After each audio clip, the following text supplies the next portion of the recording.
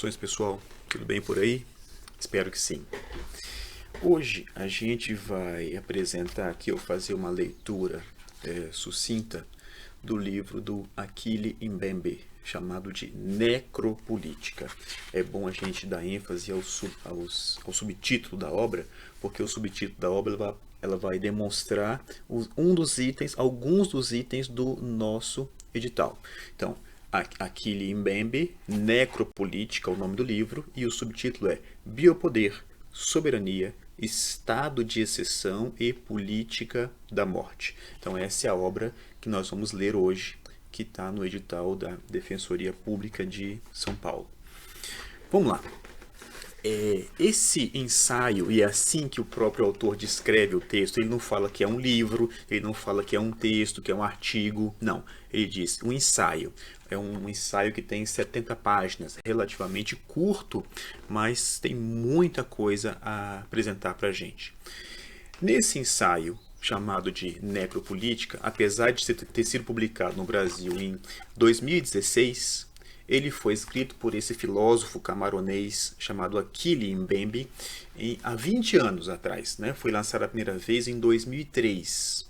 E aí talvez por isso existem três referências nesse ensaio que tem que ser compreendidas nesse contexto. Ele fala, por exemplo, da Palestina, ele fala da guerra do Kosovo, da guerra de outra guerra que tem a ver com esse contexto temporal no qual está inserida a obra. Vamos lá. Em primeiro lugar, para a gente compreender esses itens 4.1 e 4.6, as noções de soberania, biopoder e estado de exceção e a noção de necropoder, item 4.1 e 4.6, a gente tem que compreender um pouco a localização do raciocínio do autor. O Achille Mbembe, ele é um pensador decolonial. Ele está falando de um outro lugar. A partir vamos dizer assim, desse lugar de fala, ele vai se descolar um pouco da filiação europeia. Mas o que eu quero chamar a atenção de vocês é que, apesar dele ser um pensador decolonial, isso não vai tirar totalmente dele essa filiação europeia. Quer ver? No próprio livro, ele abre o livro tratando exatamente disso. Ele vai falar aqui na página 5. Este ensaio, por isso eu estou chamando de ensaio, não de livro, esse ensaio pressupõe que a expressão máxima da soberania reside, em grande medida, no poder e na capacidade de ditar quem pode viver e quem deve morrer. Então aqui nós já temos um primeiro passo para poder nos aproximar dessa noção de soberania. Tá? Item 4.1. Por isso, matar ou deixar viver constituem os limites da soberania, seus atributos fundamentais. Quais são os limites da soberania? Quais são os atributos fundamentais da soberania em Achille Mbembe? Matar ou deixar viver. Ser soberano é exercer controle sobre a mortalidade e definir a vida como a implantação e manifestação de poder. Pode-se resumir nos termos acima, o que Michel Foucault entende por biopoder. Biopoder está no item 4.1. O que é o biopoder? Em Michel Foucault, descrito por Achille Mbembe. Biopoder é, abre aspas, aquele domínio da vida sobre o qual o poder estabeleceu o controle. Biopoder é aquele domínio da vida sobre o qual o poder estabeleceu o controle. E ele vai mencionar especificamente esse livro aqui, um livro do Michel Foucault, chamado Em Defesa da Sociedade. Numa aula de 17 de março de 1976, o professor Michel Foucault, ele institui essa noção de biopoder, que é de onde o Achille Mbembe parte para escrever um livro chamado Necropolítica. Se esse é o pressuposto, vamos então tratar da noção de biopoder em Michel Foucault. Aqui, nesse ensaio, nessa aula, o Foucault ele vai apresentar a biopolítica como um conjunto de tecnologias, ele usa muito essa expressão, conjunto de tecnologias que vai gerir os corpos, vai gerir a vida das populações. Essas tecnologias, esse conjunto de ações, que ele vai chamar de tecnologias, ele vai se configurar por intermédio da integração de algumas coisas, técnicas de disciplina, de saberes médicos, de práticas políticas, e essa integração dessas coisas ela vai se dar de forma muito sutil. Como é que se dá essa integração? Ela vai se dar por intermédio dos mecanismos de assistência social, de segurança, de saúde da população. E o objetivo desse conjunto de tecnologias é o controle da população por parte do Estado. Esses mecanismos, gente, eles são tão fortes, tão evidentes, assim, eles são tão fortes que a gente organiza a nossa vida de acordo com esses elementos que são descritos, criados e prescritos por esses mecanismos. O Foucault vai dizer que ao longo da história, essa forma de gerir, essa forma de gestão da vida, ele foi usado para várias coisas, como por exemplo, enclausurar os loucos, enclausurar os pobres, domesticar as mulheres, como assim domesticar as mulheres? Definir, por exemplo, a quantidade de filhos, né? Tratando, por exemplo, de direitos reprodutivos. Essas tecnologias elas vão criar hábitos. Não é um hábito individual, é um hábito em larga escala. Em suma, essa forma de gestão da vida vai padronizar os comportamentos da vida em sociedade. E aí, acho que a chave da compreensão do conceito é você internalizar que o biológico ele passa a ser politizado. Daí o nome biopolítica. O Foucault ele vai apresentar essa biopolítica como uma rede, uma trama, a palavra melhor, uma trama de sentidos.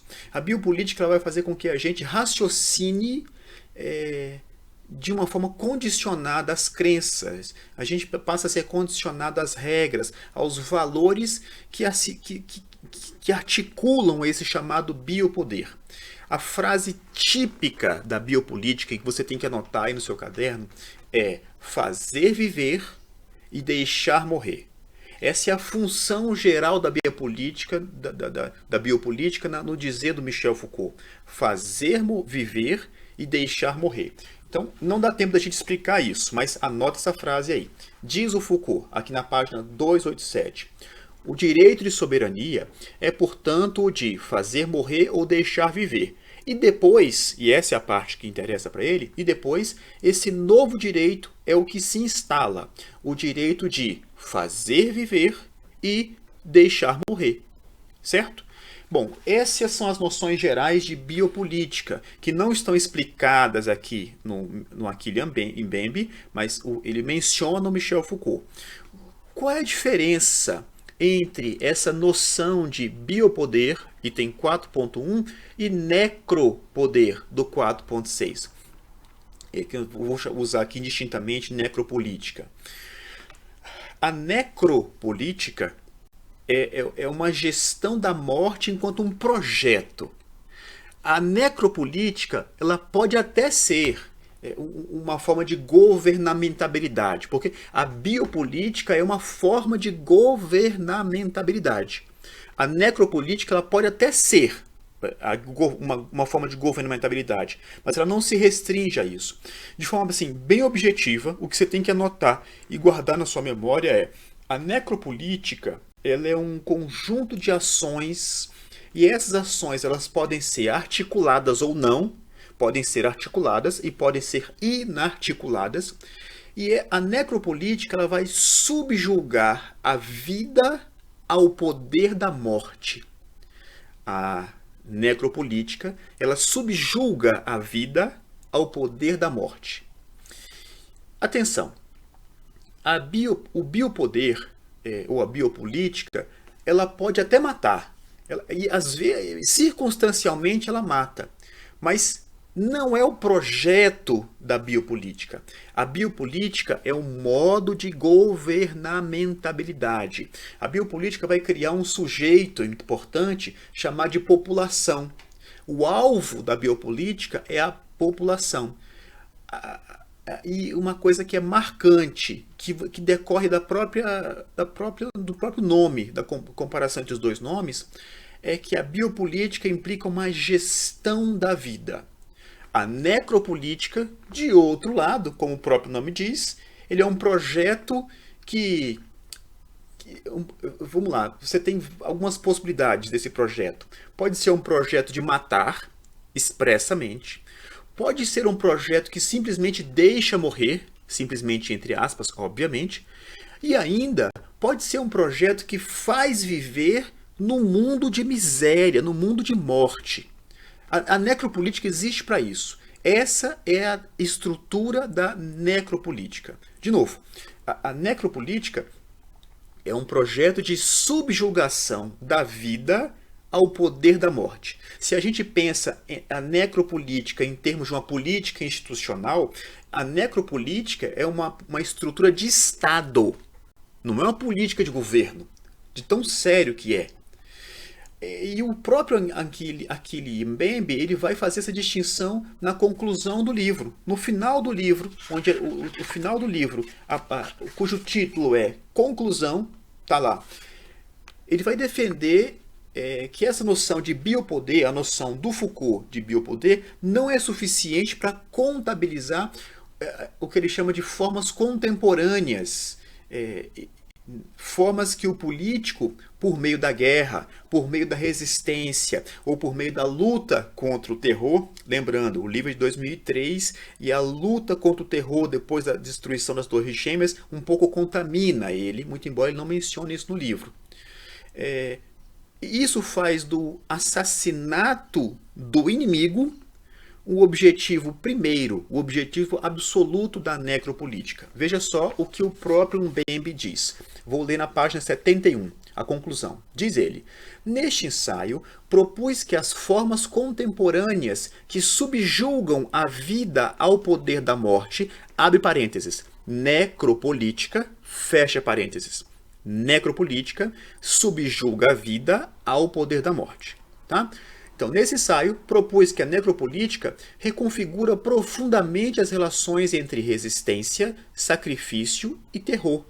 Tentei demonstrar que a noção de biopoder é insuficiente para dar conta das formas contemporâneas de submissão da vida ao poder da morte.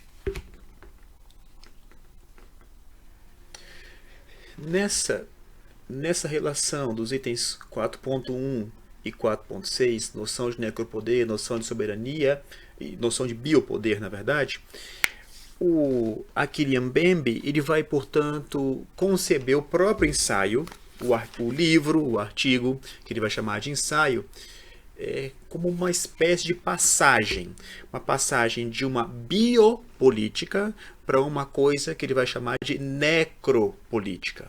E aí, daí essa compreensão de você entender a passagem do Foucault para o Achille Mbembe, que a teoria criada na Europa, né? Na sociologia, a gente menciona que essas teorias que são criadas por estados centrais, a gente diz assim que é uma teoria a partir da perspectiva do norte, no norte entre aspas. Portanto, Estados Unidos e Europa, a gente importa muita coisa de lá, a gente diz que nós temos que nos filiar a essa corrente doutrinária filosófica, sendo que tem muita coisa que acontece nos países periféricos, nas periferias da sociedade capitalista, na zona periférica do neoliberalismo, que essas teorias do norte não conseguem explicar, certo?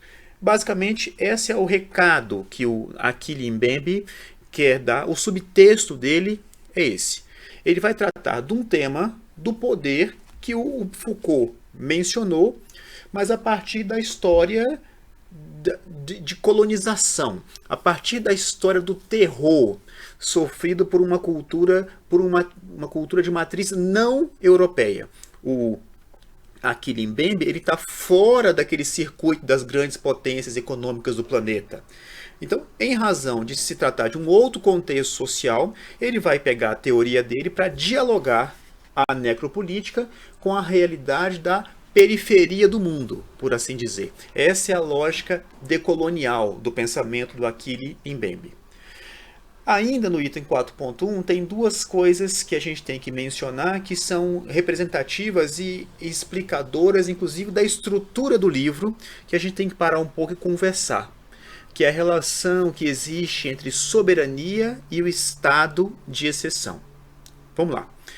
O Achille Mbembe, ele vai explicitar claramente qual é a fonte dele. Ele vai mencionar aqui na página 33 o Carl Schmitt. E o Carl Schmitt diz assim, ó,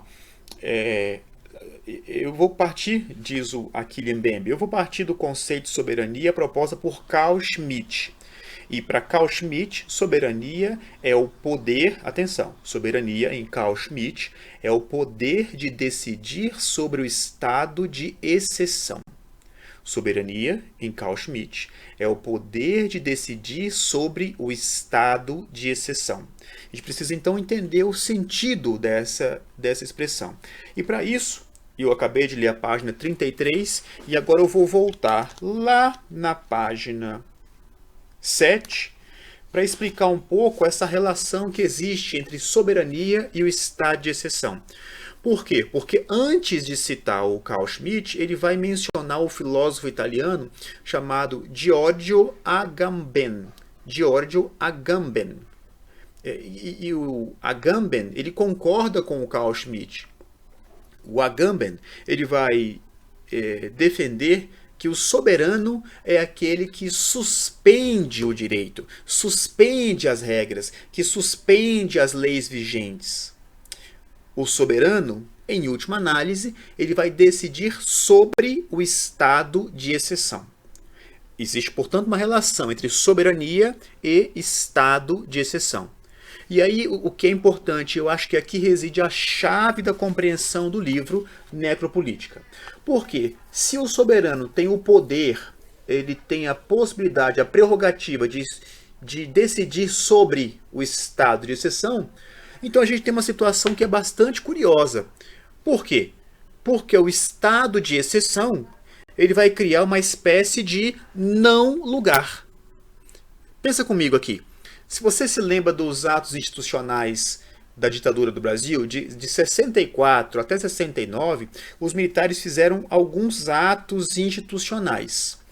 Basicamente, esse é um exemplo importante, um exemplo que representa, e esse exemplo não é mencionado no livro, isso é coisa da minha cabeça, mas é só para vocês lembrarem essa relação de soberania e estado de exceção. O que significa esse estado de exceção? O sistema jurídico que estava vigente, ele fica suspenso. Apesar da suspensão do sistema jurídico, dessa comunidade jurídica, a pessoa passa a governar a partir de atos normativos que têm força de lei. Então entenda, esses atos normativos, eles ficam assim numa situação que é híbrida. O direito, nesse estado de exceção, ele cria a sua própria anomia.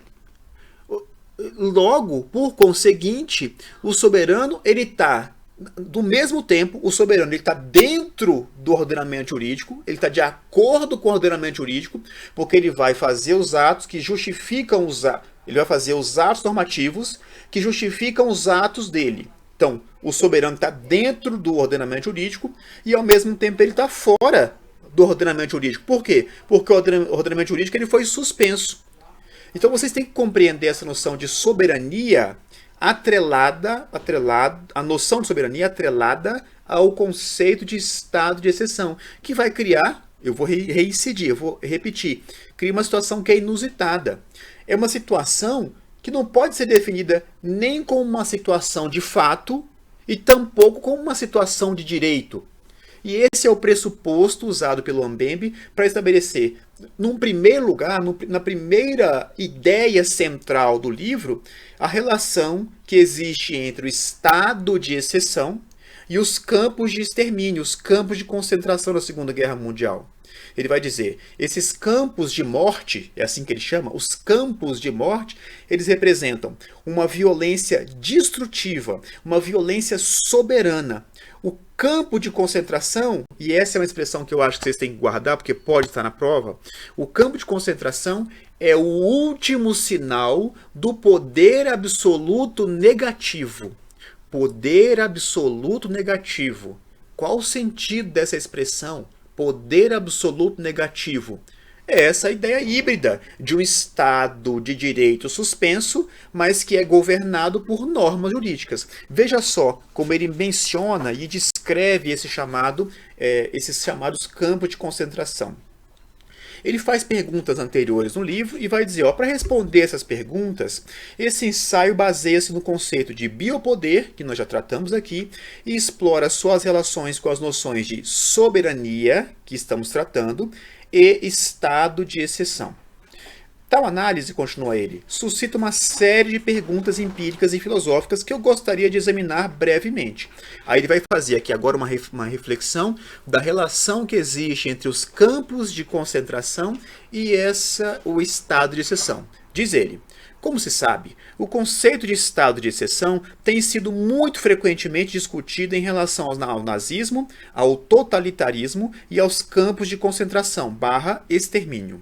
Os campos da morte, em particular, têm sido interpretados de diversas maneiras, como a metáfora central para a violência soberana e destrutiva, e como o último sinal do, aqui é a expressão, poder absoluto do negativo. Vocês entenderam essa ideia do poder absoluto do negativo? É essa relação híbrida, que você tem um estado de exceção, que você suspende o sistema jurídico, mas você tem uma governabilidade baseada em normas jurídicas. E aí o que é importante é o encerramento dessa ideia do campo de concentração. Ele vai descrever uma pergunta que pode estar na segunda fase da prova, mas pode também estar formulada na primeira fase. E a pergunta que eu estou fazendo, e que eu vou ler para vocês a resposta aqui, é a seguinte. Eu anotei aqui no livro. Qual a estrutura político-jurídica, político-jurídica, dos campos de concentração? Qual a estrutura político-jurídica dos campos de concentração? Agora eu vou ler a resposta que ele vai dar aqui. Diz ele, na estrutura político-jurídica do campo, acrescenta o estado de exceção. De novo, na estrutura político-jurídica do campo, acrescenta quem? Giorgio Agamben. Acrescenta Giorgio Agamben. O estado de exceção deixa de ser uma suspensão temporal do Estado de Direito. De acordo com Agamben, ele adquire um arranjo espacial permanente que se mantém continuamente fora do estado normal da lei. Então, o campo de concentração é um exemplo mais evidente dessa soberania atrelada ao estado de exceção. Nós vamos ver que no segundo momento, ele vai, a partir desse pressuposto, dessa ideia pressuposta, ele vai explicar o que ele chama de primeira ocupação colonial da modernidade, que é o plantation. Uma terceira preocupação do Achille Mbembe é a descrição do que ele vai chamar, ele usa duas expressões que dizem a mesma coisa. A primeira expressão que ele usa é ocupação colonial na modernidade tardia. Essa é uma das expressões. E a outra expressão é ocupação colonial contemporânea. São duas expressões que revelam o mesmo fenômeno. Só para fins de nomenclatura, de conceituação, nas ciências sociais, na filosofia política, modernidade é o resultado da Revolução Industrial, da Revolução Francesa. Esse é o chamado mundo moderno. O iluminismo, ele separa a história e diz que a Idade Média foi a Idade das Trevas. A partir de agora nós temos um novo capítulo da história. Então essa é a chamada modernidade. Então o Achille Mbembe, ele menciona a primeira ocupação colonial da modernidade, é esse colonialismo ali depois da Revolução Industrial, que ele vai exemplificar, nós vamos ver, que é o plantation. E uma terceira preocupação do Achille, portanto, é a descrição dessa chamada ocupação colonial da modernidade tardia. E aí, uma coisa que é importante, porque está aqui em um dos itens do edital, é que ele vai defender que essa ocupação colonial da Palestina é o que ele chama de forma mais bem-sucedida de micropoder. É o item 4.6.1. Ocupação colonial contemporânea da Palestina como forma de necropoder. Aqui, ó, na página 41 ele vai dizer: a ocupação colonial tardia, que é essa mais recente, difere em muitos aspectos da primeira ocupação moderna. Primeira ocupação moderna, lá do plantation, que está baseado na escravidão. Particularmente em sua combinação entre o disciplinar, a biopolítica e a necropolítica. A ocupação colonial tardia, ela junta essas três coisas. A questão disciplinar, a biopolítica e a necropolítica. E aqui é a frase mais importante desse trecho, onde ele vai dizer: a forma mais bem-sucedida de necropoder é a ocupação colonial contemporânea da Palestina. Então, o item 4.6.1, essa ocupação colonial da Palestina é a forma mais bem-sucedida de necropoder. E por fim, lá no finalzinho, né, lá numa terceira parte, tem mais capítulos, mas eu acho que tem esses blocos que se comunicam de uma forma mais evidente para mim, pelo menos na minha leitura. Numa terceira e última parte do ensaio, ele vai tratar das chamadas guerras contemporâneas, que está aqui a partir do item 4.7. Características das guerras da era da globalização. Então, um capítulo que ele chama de máquinas de guerra e heteronomia, ele vai descrever a Guerra do Golfo e a Guerra do Kosovo. Guerra do Golfo entre 90 e 91 e Kosovo que aconteceu entre 98 e 99. Só para lembrar, o ensaio foi lançado em 2003, por isso que ele trata desses fatos históricos que para a gente parece ser bastante distante, mas que para ele são muito presentes na memória. Então essa é a ideia geral do livro, onde a gente passou aqui vários pontos do edital. O que a gente vai fazer agora? Pegar alguns itens que a gente não tratou e ler trechos do livro para explicar o que ele quer dizer e o que você tem que saber para poder fazer uma boa prova. Vamos nessa? Antes da gente começar aqui nos pontos específicos do edital, só para a gente localizar como aqui Mbembe ele descreve, ele localiza a obra dele dentro da teoria política. E ele vai dizer: eu estou criticando um paradigma que trata da modernidade, mas de um paradigma normativo. Veja só, ele diz assim, ó, eu não quero debater a singularidade do extermínio dos judeus ou tomá-lo como exemplo. Estou lendo aqui o livro.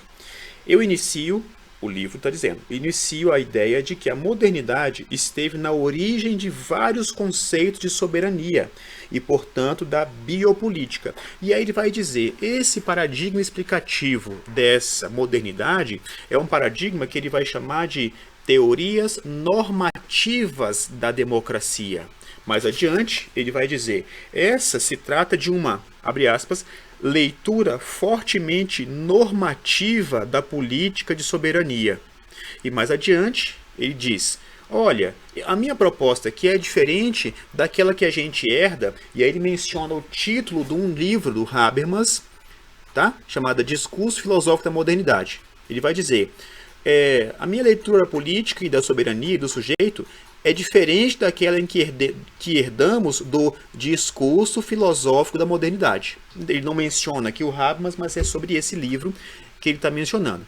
Aí ele vai dizer, bom, mas é novo, o que eu estou propondo aqui é uma abordagem nova, mas nova em que sentido? E aí ele vai explicar, ele vai dizer, em vez de considerar a razão e verdade do sujeito, porque esse é o fundamento das teorias modernas do norte, né, dos países centrais.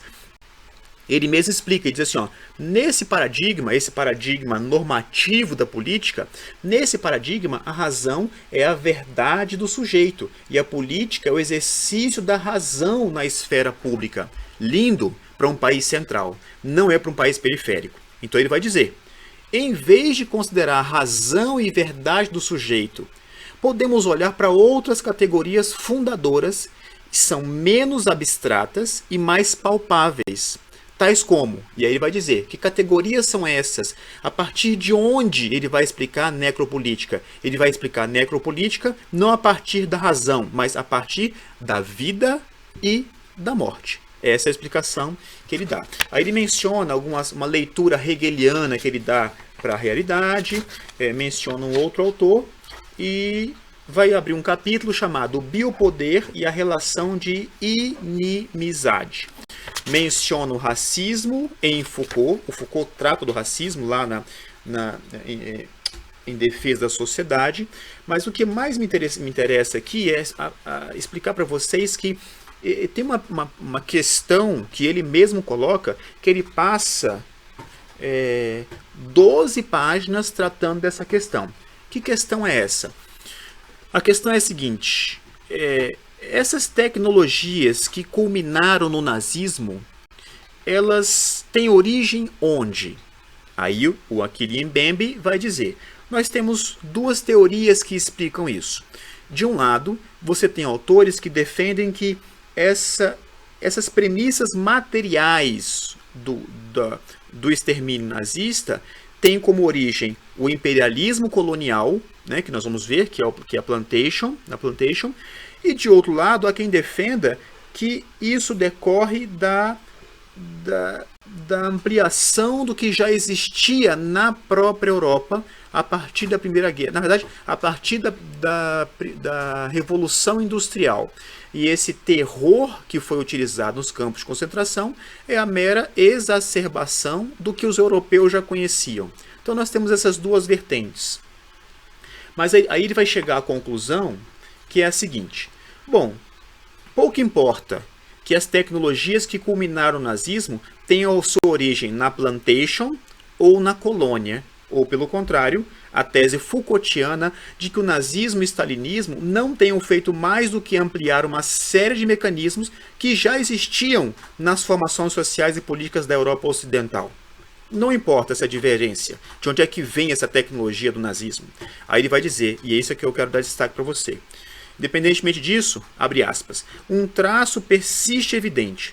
No pensamento filosófico moderno, assim como na prática e no imaginário político europeu, a colônia representa o lugar em que a soberania consiste fundamentalmente no exercício de um poder à margem da lei, e no qual a paz tende a assumir um rosto de uma guerra sem fim. Então, isso é o que importa. Lembra da ideia de soberania como um estado de exceção? A colônia é um exemplo que ele menciona como exemplo desse fenômeno. E aí que nesse trecho que ele vai relembrar e citar a ideia de soberania em Carl Schmitt. E aí ele vai dizer, essa lógica do Carl Schmitt de soberania tomada como o poder de decidir sobre o estado de exceção, ela é gestada quando a Europa está tentando criar a teoria de uma ordem jurídica europeia. E essa ordem jurídica europeia, e isso é central para compreender o colonialismo, a ordem jurídica europeia está baseada em dois pressupostos, ou dois paradigmas fundamentais. O primeiro deles é a ideia eu vou ler aqui melhor. O primeiro postulava a igualdade jurídica de todos os estados. Aí eu vou ler um trecho maior aqui, ó. Segundo essa teoria, nenhum estado deveria exercer qualquer poder para além de suas fronteiras. Em troca, o estado não reconheceria nenhuma autoridade superior à sua dentro de suas fronteiras. Por outro lado, o estado se comprometeria a civilizar os modos de matar e atribuir objetivos racionais ao próprio ato de matar. Então, dentro dessa teoria da soberania de Carl Schmitt, você tem um subtexto junto com ele, segundo Achille Mbembe, que trata dessa criação de uma ordem jurídica europeia. O primeiro requisito, ou o primeiro pressuposto dessa chamada ordem jurídica europeia é a ideia de igualdade jurídica de todos os estados. E aqui tem um elemento que se comunica com... Tem uma coisa aqui de território... Aqui, ó, item 4.5.1. Ocupação colonial e territorialização. Tem a ver com essa teoria, né, do ordenamento jurídico europeu. Então, primeiro princípio é esse. O segundo princípio tem a ver com essa ideia de centralidade no Estado e, especificamente em relação ao edital, a ideia de territorialização do Estado. Então, a conclusão do raciocínio, que é o segundo pressuposto da teoria do ordenamento jurídico europeu, diz aqui Mbembe: a centralidade do Estado no cálculo da guerra deriva do fato de que o Estado é o modelo da unidade política, um princípio de organização racional, a personificação da ideia universal e um símbolo da moralidade. Então, essa criação do ordenamento jurídico europeu está baseado nessas duas coisas. Logo, por conseguinte, então, o que é a colônia nesse imaginário europeu? É um nada, né, gente? A colônia vai ser o quê? As colônias são semelhantes às fronteiras. Elas são habitadas por selvagens. As colônias não são organizadas de forma estatal e não criam um mundo humano. Seus exércitos não formam uma entidade distinta e suas guerras não são guerras entre exércitos regulares. A colônia é um nada. Não implicam a mobilização de sujeitos soberanos, entre parênteses, cidadãos, que se respeitam mutuamente, mesmo que inimigos. Não estabelecem distinção entre combatentes e não combatentes, ou, novamente, inimigo e criminoso. É uma categoria que está fora do imaginário da Europa, as colônias. As colônias, continuando, são o local por excelência em que os controles e as garantias de ordem judicial podem ser suspensos. Lembra a ideia de soberania e estado de exceção? A colônia é o laboratório perfeito para essa galera. Tá claro isso? O que são as colônias? São a zona em que a violência do estado de exceção supostamente opera a serviço da civilização. Então a guerra, o horror, a morte não significa crime para eles. É uma outra categoria. O fato, continuando a leitura, o fato de que as colônias podem ser governadas na ausência absoluta de lei provém da negação racial de qualquer vínculo comum entre o conquistador e o nativo. Aos olhos do conquistador, vida selvagem é apenas uma outra forma de vida animal, uma experiência assustadora, algo radicalmente outro, alienígena, além da imaginação ou da compreensão. E aqui é uma conclusão que ele estabelece nessa primeira fase, né, nessa segunda fase, em que ele vai explicar a ideia de soberania, estado de exceção e colonialismo, e que o plantation, a lógica do plantation que está baseada na escravidão é um exemplo mais evidente, acachapante dessa lógica. Ele vai concluir da seguinte forma: por todas essas razões, o direito soberano de matar não está sujeito a qualquer regra nas colônias. Lá, o soberano pode matar a qualquer momento ou de qualquer maneira. A guerra colonial não está sujeita a normas legais e institucionais. Em vez disso, o terror colonial se entrelaça constantemente com o imaginário colonialista, caracterizado por terras selvagens, morte e ficção que criam o efeito de verdade. A paz não constitui necessariamente a consequência natural de uma guerra colonial. De fato, a distinção entre guerra e paz não é pertinente quando se está falando de colônia. As guerras coloniais são concebidas como a expressão de uma hostilidade absoluta, que coloca o conquistador face ao inimigo absoluto. Todas as manifestações de guerra e hostilidade marginalizadas pelo imaginário legal europeu encontraram a ocasião para reemergir nas colônias. É o laboratório perfeito, eu diria. Não é a expressão que ele usa, é uma expressão minha. Aqui, a ficção de uma distinção entre fins da guerra e os meios de guerra entra em colapso.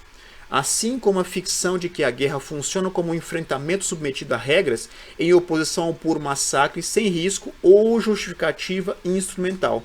Logo, as colônias são o lugar perfeito para você colocar em prática essa grande teorização sobre a modernidade dentro da cabeça do europeu daquela época.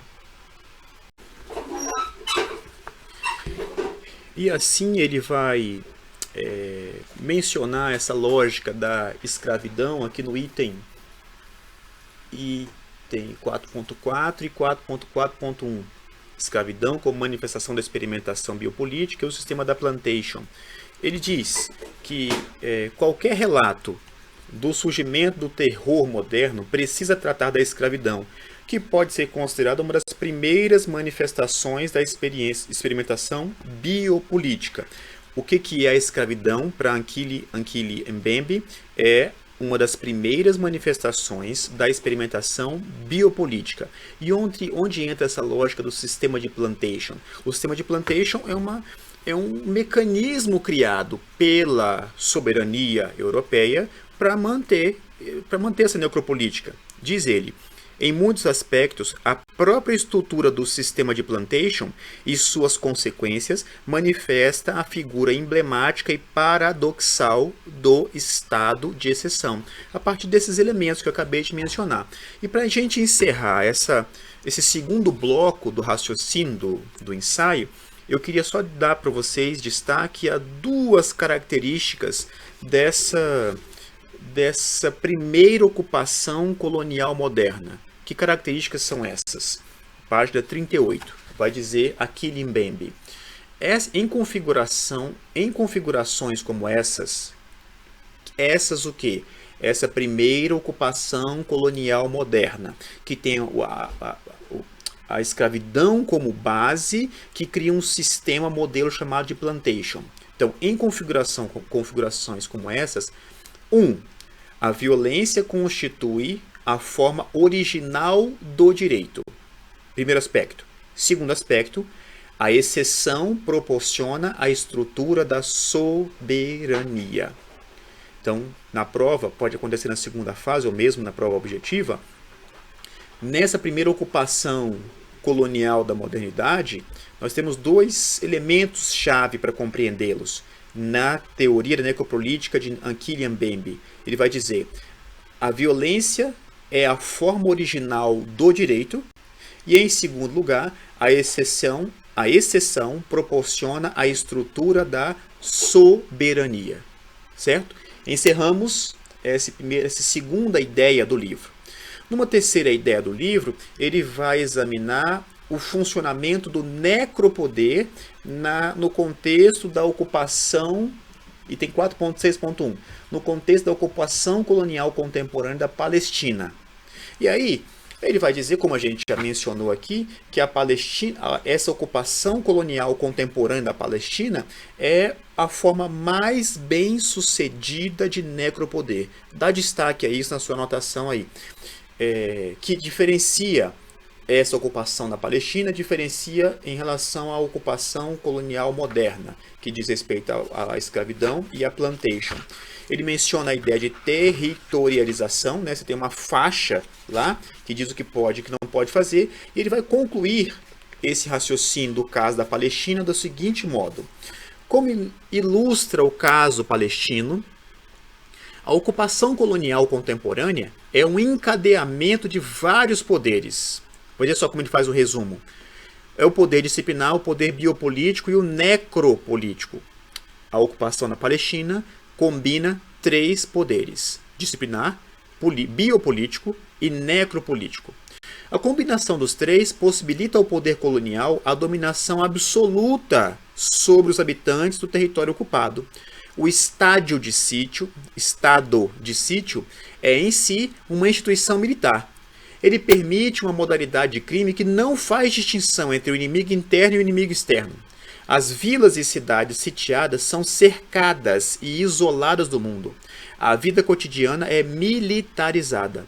É outorgada liberdade aos comandantes militares locais para usar os seus próprios critérios sobre quando e em quem atirar. O deslocamento entre células territoriais requer autorizações formais. Instituições civis locais são sistematicamente destruídas. A população sitiada é privada de suas fontes de renda. Às execuções a céu aberto somam-se matanças invisíveis. Aqui, o Ankili Mbembe ele vai dissociar a ideia da necropolítica da ideia do Estado. É possível você desestatar esse poder de matar. E aqui uma impressão que eu tenho. A Defensoria Pública ela tem uma característica de descrever a realidade brasileira muito, a partir desse ideário, mesmo que explicado por um filósofo camaronês. Então, se você pensa na lógica das milícias, no caso do Brasil, a milícia ou traficante de droga que fica lutando pelo poder em determinadas regiões territoriais do Brasil, representa essa lógica da necropolítica. E isso não é exterminado, isso não se vai à base do extermínio dessa lógica. Porque a lógica da necropolítica, além de matar, além de deixar morrer, significa manter a vida num lugar que é impossível de viver. Portanto, a lógica da milícia no Brasil é uma lógica que se comunica muito com a lógica da necropolítica de Achille Mbembe. E por fim, a terceira e última parte do ensaio, que ele dá um nome para o capítulo de Máquinas de Guerra e Heteronomia, ele vai tratar depois de tratar dessas ocupações coloniais contemporâneas da modernidade e as contemporâneas, que é o caso da Palestina, ele diz: gostaria de tratar agora das guerras contemporâneas. E esse item está contemplado aqui no item 4.7, chamada Características da Guerra da Era da Globalização, ou também chamado pelo Achille Mbembe de Guerras Contemporâneas. Essas máquinas de guerra que são exemplificadas aqui pelo Mbembe, em que ele fala de guerras de alta tecnologia, ele diz que nunca foi tão evidente como na Guerra do Golfo e na campanha de Kosovo. E aí ele vai colocar essas duas guerras, né, classificá-las como guerras da era da globalização, como está aqui no edital, e vai dizer o seguinte: qual é a característica, né, a noção da máquina de guerra, a característica dessa guerra da era da globalização? Uma quantidade de mortes que aumenta exponencialmente. Então ele vai dizer o seguinte: em ambos os casos, a Guerra do Golfo e na campanha de Kosovo, a doutrina da força esmagadora ou decisiva foi totalmente implementada graças a uma revolução militar tecnológica que multiplicou a capacidade de destruição de forma jamais vista. Então essa é a chamada máquina de guerra, né, da era da globalização. E mais, ele vai dizer, além dessa quantidade numérica, tem uma qualidade no dano que é também insuperável. Ele vai dizer assim: as guerras da época da globalização, assim, visam forçar o inimigo à submissão. Ele vai dizer, existem consequências imediatas, né? Além das consequências imediatas, que é a própria morte, existem efeitos secundários, danos colaterais das ações militares. E aí ele vai dar um exemplo que ele vai tirar aqui de Kosovo. Diz assim, ó: os danos persistentes à vida civil são particularmente eloquentes. Por exemplo, a destruição do complexo petroquímico Pančevo, nos arredores de Belgrado, durante a campanha de Kosovo, deixou as proximidades tão contaminadas com cloreto de vinilo, amônia, mercúrio, nafta e dioxinas, que se recomendou o aborto às mulheres grávidas, da mesma forma que todas as mulheres locais foram aconselhadas a evitar gravidez durante 2 anos. Entendo, portanto, o efeito, o impacto desse chamado dano colateral das ações militares. Essas são as características dessas guerras, e essa é a noção da máquina de guerra. E por fim, a relação entre terror, liberdade e sacrifício. Ele trata disso bem no final, quando ele descreve a figura do homem-bomba. De novo, a época em que ele escreve o livro, isso era muito representativo. E aí ele vai dizer que essa figura do homem-bomba vai descrever essa ligação entre esses 3 conceitos finais. Diz lá: o que liga o terror à morte e à liberdade é a noção estática da temporalidade da política. O futuro aqui pode ser autenticamente antecipado, mas não no presente. O presente em si é apenas um momento de visão. Visão da liberdade, aqui, liberdade, relação entre terror, liberdade e sacrifício. Visão da liberdade que ainda não chegou. A morte no presente é mediadora da redenção. Longe de seu encontro com um limite ou barreira, ela é experimentada como uma libertação do terror e da servidão. certo? Essas são as ideias fundamentais do livro, do ensaio do Achille Mbembe, chamado de Necropolítica. Eu acho que a partir disso você consegue fazer uma boa prova, mas sempre imaginando que o examinador pode fazer uma tentativa de compatibilizar essa teoria da necropolítica com elementos da realidade brasileira, como, por exemplo, tratar de forças que existem, que submetem a lógica ou paradigma da necropolítica e que estão fora do Estado, como, por exemplo, traficantes e milicianos. Esses são os elementos que eu queria trazer para vocês hoje. Tchau, tchau, pessoal. Até a próxima.